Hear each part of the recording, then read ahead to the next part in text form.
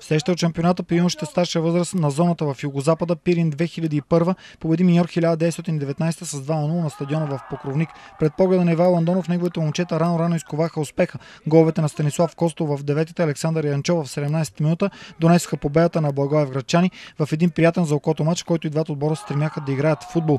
И отборът на Миньор 1919, където сериозен интерес имат Юрий Васев, Иво Славчев и Славчо Павлов, показа, че не е случайно един от най-добрите отбори в Югозапада през последните години, особено в юношеското направление, но ранните голове за отбора на Пирин 2001 оказаха своето влияние. Не случайно Иван Донов и Бисер Златински, който водеше отбора в този матч, бяха заложили предимно на футболисти, родени през 1991, тъй като тези родени през 1990 година играят в мъжки отбор на Пирин 2001 в Югозападната В група.